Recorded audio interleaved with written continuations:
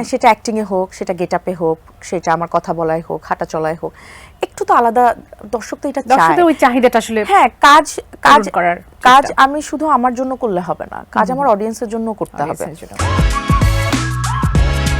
Cinema নিয়ে নিশ্চিতভাবেই অনেক ব্যস্ততার সময় গেছে, অনেক ধরনের প্রেশার ক্রিয়েট হয়েছে।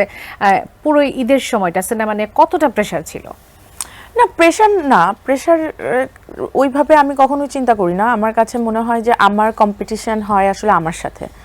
কারণ হলো আমার একটার পর একটা যখন কাজ আসে, তখন একটা কাজের থেকে আরেকটা কাজ আরো ভালো হতে হবে, আর একটা কাজের অ্যাক্টিং এর জায়গাটা আরো ইমপ্রুভ করতে হবে।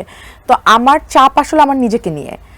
আর এর বাইরে আমার যেটা মনে হয় যে একটা ঈদে একের অধিক ছবি আসা উচিত এবং ভালো ভালো ছবি আসা উচিত।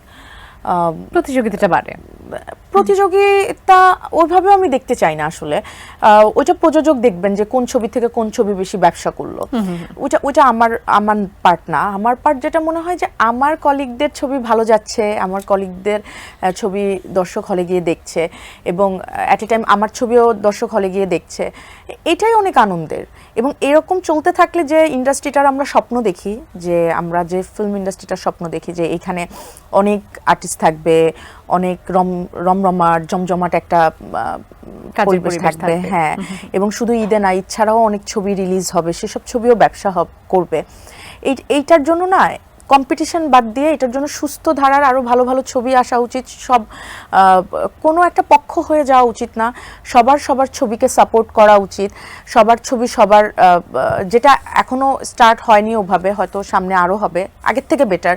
যে আমি যেমন অন্য ছবি নিয়ে কথা বলছি, আমি যেমন অন্য ছবির প্রচারণা চাই আরো হোক, এরকম যখন সবাই সবার সাথে একাত্মতা ঘোষণা করব, তখন যেটা হবে যে এটা আমাদের ইন্ডাস্ট্রির জন্য খুব ভালো হবে আমার মনে হয়। স্বাস্থ্যকর অল টাইম ফ্যামিলি কেক, সব সময় অল টাইম হেলদি লাইফ। চাপের কথা বলছিলেন, আসলে নিজে একটু চাপ নেন তো। পরীক্ষার সময় আমরা একটা সময় ছিল যখন আমরা খুব চাপ অনুভব করতাম, যে আমি পরীক্ষাটা কোনো কিছু কমন পাবো কিনা, ঠিক মতো লিখতে পারবো কিনা। সিনেমা করতে গিয়েও কি এরকম চাপ অনুভব হয় যে আমি আসলে অভিনয় ঠিকঠাক করতে পারবো কিনা? হ্যাঁ, ওই যেটা বললাম যে আমার কম্পিটিশন আসলে আমার সাথে। তো হ্যাঁ, যখন আমি কোনো স্ক্রিপ্ট আসে আমার কাছে, যেমন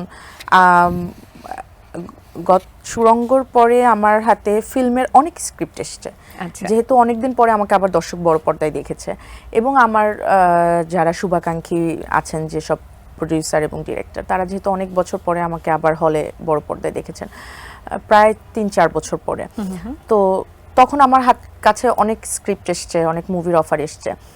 তো আমি যখন সেগুলো পড়েছি, তখন কিছু কিছু কাজ আমি করতে পারিনি, কারণ আমার কাছে মনে হয়েছে যে এই ধরনের ক্যারেক্টার আমি অনেক করেছি, বা আমার আশেপাশে করতে চান, হ্যাঁ, আমার কলিগরাও অনেক করেছেন।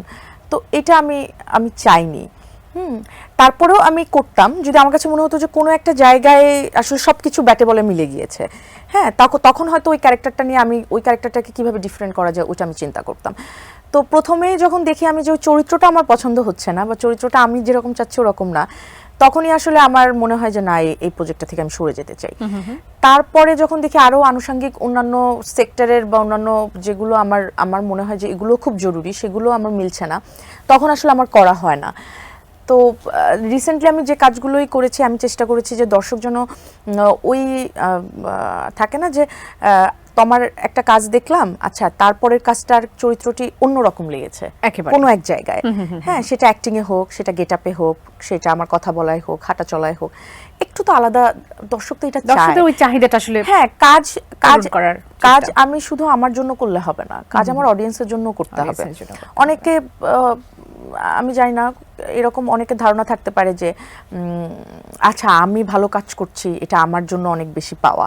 না, আমার দর্শকেরও বলতে হবে যে এটা ভালো কাজ, শুধু আমি একা বললে হবে না।